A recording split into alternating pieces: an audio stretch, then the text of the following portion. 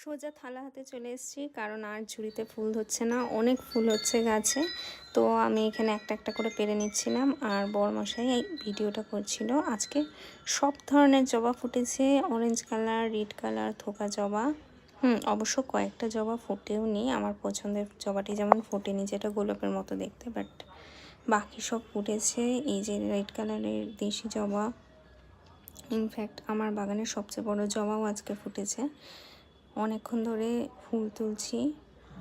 সত্যি কথা বলতে যত গরম পড়বে আমার মনে হয় আরও বেশি করে ফুল ফুটবে। জবা ফুল এমনিতেও সারা বছরই ফোটে, তবে শীতে একটু কম ফোটে।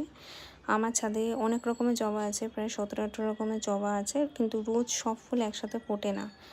আর কিন্তু আজকে প্রায় 18টা মতো জবা ফুটেছে, আর অনেক রকমেরই জবা ফুটেছে। এখানে একটা একটা করে পেয়ে নিচ্ছি। এই যে আমাদের সব থেকে বড় জবাটা, সব থেকে সুন্দরও দেখতে, একটা একটা করে পেরে নিয়েছি।